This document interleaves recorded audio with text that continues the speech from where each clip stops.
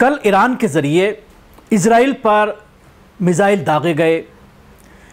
शाम से ही भारतीय चैनल की अगर हम बात करते हैं या इजरायली चैनलों की बात करते हैं, शुरू में इस तरह की चीज़ें सामने आई कि बड़ा नुकसान हुआ है इजराइल का और एयरबेस को भी नुकसान पहुंचाया गया है। एक जो बिजली बनाने वाला एक केंद्र है उस पर स्ट्राइक किया गया है। इस तरह की सारी चीज़ें सामने आती रहीं और जो तस्वीरें सामने आ रही थीं, जो वीडियोस सामने आ रही थीं, उससे यही जाहिर हो रहा था कि अगर 10 मिसाइल एक फुटेज में सामने आ रहे हैं जाते हुए, तो उनमें से 2 या 3 को तो आयरन डोम जो है वो नष्ट कर दे रहा है हवा में, लेकिन बाकी जो है वो ज़मीन पर गिरते हुए नज़र आ रहे हैं। विस्फोटक की आवाज़ आ रही है।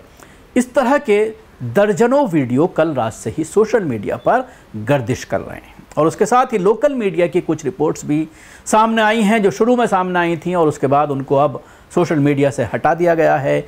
ऐसी वीडियोस भी सामने आई जिसमें ये बताया गया कि हमास के हेडक्वार्टर के पास जो हमला किया गया, ज़मीन में कई मीटर गहरा गड्ढा हो गया। इस तरह के दृश्य, इस तरह के वीडियो लगातार सामने आए।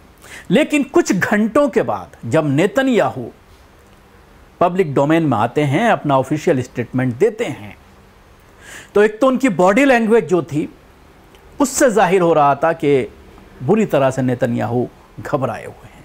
2 वीडियो में उसमें आपको दिखाना चाहूँगा। एक वीडियो नेतन्याहू का उस वक्त का है जब हमला हुआ है, वो भागते हुए नज़र आ रहे हैं, 7-8 सेकंड का ये वीडियो है। और दूसरे वीडियो में जब वो अपना स्टेटमेंट दे रहे हैं, कागज़ पर कुछ लिखा हुआ है, जब वो उसको पढ़ रहे हैं तो उनके हाथ काँप रहे हैं।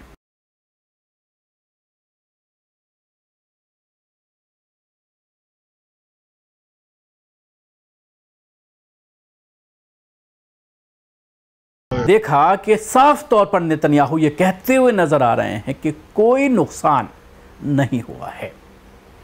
और विदेशी मीडिया, वेस्टर्न मीडिया खास तौर से आज ये कह रही है सुबह से ही कि एक जान गई है, वो भी एक फ़िलिस्तीनी की गई है।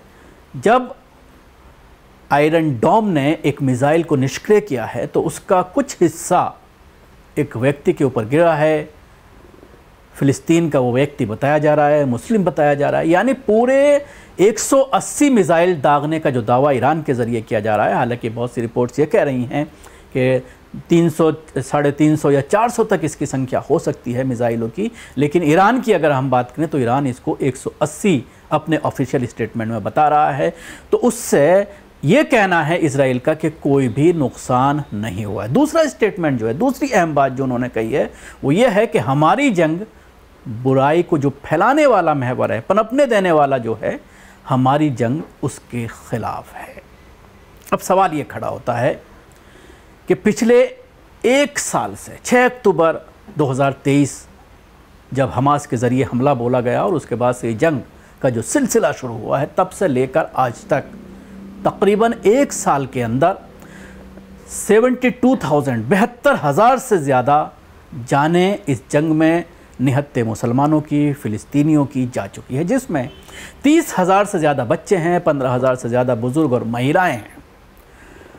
बेगुनाहों की जान लेने वाला, लगातार रहायशी इलाकों में बम गिराने वाला इजराइल बुराई की बात करता हुआ नज़र आ रहा है। और जब ईरान के ज़रिए हमला किया गया है तो अमेरिका से लेकर के तमाम यूरोपियन कंट्रीज़ इसको आतंकवाद बता रहे हैं। अभी तक अमेरिका की पुष्टपनाही में जो कुछ चल रहा है, जो कुछ इजराइल कर रहा है, अमेरिका पूरी तरह से न सिर्फ फाइनेंशियली बल्कि हथियारों के ज़रिए भी, और कल भी जब ये हमला किया गया है तो अमेरिका और फ्रांस और यूरोपियन कंट्रीज़ के तमाम देश की जो फ़ौज है, उनका जो इक्विपमेंट है, वो न सिर्फ इजराइल बल्कि आसपास के देशों में जो ठिकाने बना रखे हैं, सैन्य ठिकाने बनाए हुए हैं अमेरिका, उसके सहयोगी देशों ने, तो उनके ज़रिए इन मिसाइलों को निष्क्रिय करने का काम भी किया गया।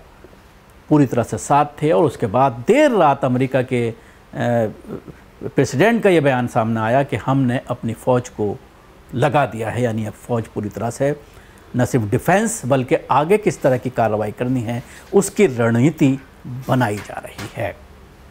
अब मैं कुछ और वीडियो आपको दिखाना चाहूँगा जिसमें आप ये देख सकते हैं कि किस तरह का नुकसान हुआ है। जो दावे किए जा रहे हैं नेतन्याहू के ज़रिए कि कोई नुकसान नहीं हुआ है, अफरा तफरी के दर्जनों वीडियो सामने आए हैं।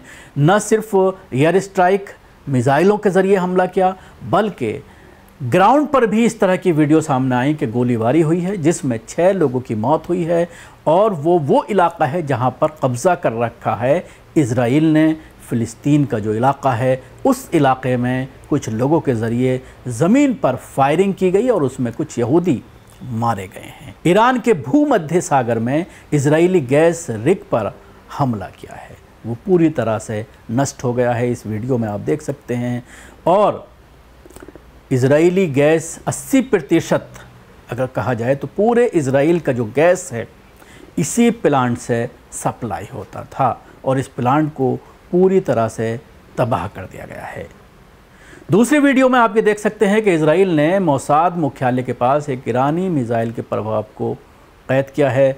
लोकल रिपोर्टर्स जो हैं वो वहाँ पर जाकर के वॉक थ्रू कर रहे हैं और दिखा रहे हैं कि मोसाद हेडक्वार्टर के पास किस तरह से ज़बरदस्त एक बड़ा गड्ढा बन गया और उसका नुकसान भी सामने आया है।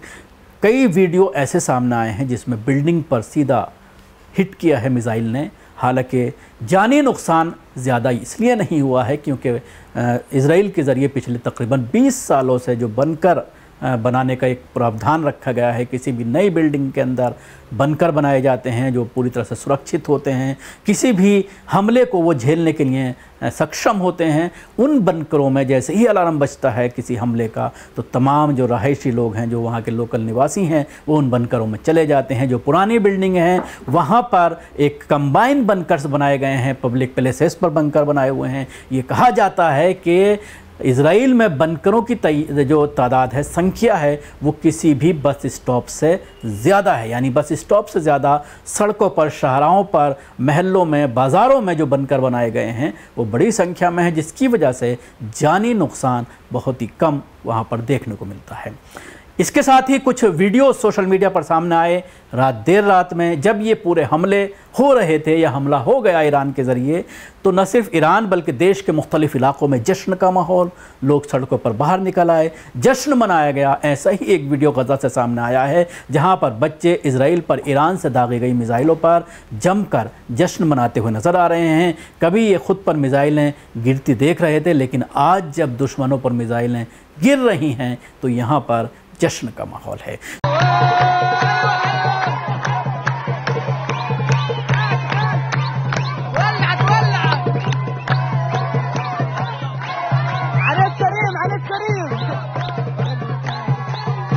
दूसरे वीडियो में आप देख सकते हैं कि ईरान की तरफ से इजराइल पर मिसाइल जो दागे गए हैं उसके बाद ईरान में किस तरह का जश्न का माहौल है।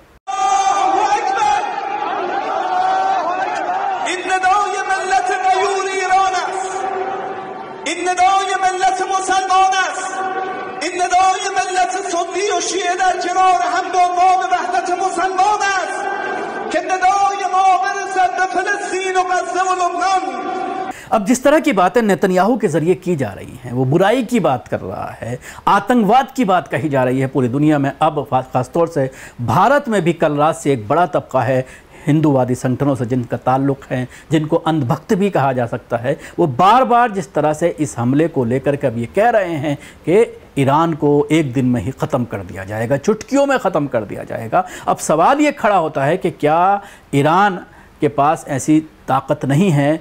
ऐसे ही बिना सोचे समझे 1 साल बाद उसने हमला किया है और हमले से पहले ये बात भी सामने आई है, ऑफिशियल स्टेटमेंट आया है ईरान का सामने कि हमने हमले से पहले रशिया और चाइना को पहले ही बता दिया था, क्योंकि ज़्यादातर हथियार रशिया और चाइना से ही यहाँ पर सप्लाई किए जा रहे हैं। ईरान पर जिस तरह के प्रतिबंध हैं उसकी वजह से वहाँ पर जो एयरक्राफ्ट हैं वो काफ़ी पुराने हैं, जिनका इस्तेमाल जो है वो नुकसानदेह साबित हो सकता है ईरान के लिए। तो इन तमाम चीज़ों के बाद सवाल यही खड़ा होता है कि क्या ऐसी बचकाना हरकत ईरान कर सकता है, जिसने 1 साल तक अपने आप को रोक कर रखा, बार बार धमकियाँ देता रहा, लेकिन जब हालात जो है बेकाबू हो गए और जब जब बार बार जब हमले किए गए और अभी हसन नसरुल्लाह को जिस तरह से शहीद किया गया और उसके साथ साथ बड़े कमांडर्स जो है वो शहीद हुए हैं, और उससे पहले इस्माइल हानिया को जिस तरह से ईरान में मारा गया, तो इन तमाम वजहों को जब ये सारी चीज़ें इकट्ठी हो गई तो मजबूरन ईरान को ये फ़ैसला करना पड़ा।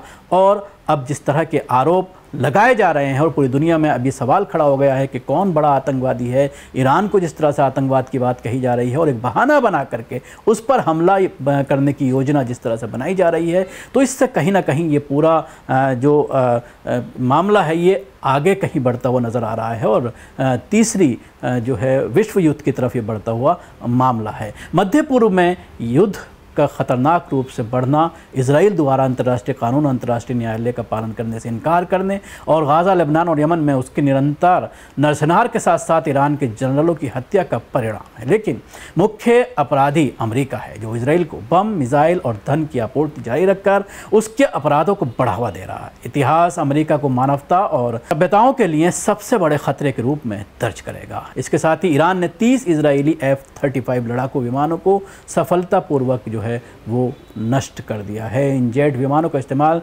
40,000 बच्चों के नरसंहार के लिए इजराइल के ज़रिए किया गया था और अभी जो हमला किया गया है यमन में, उसमें भी इन जहाज़ों का इस्तेमाल किया गया था, जिसमें बड़े शक्तिशाली बमों को लाद करके वहाँ पर गिराया गया था।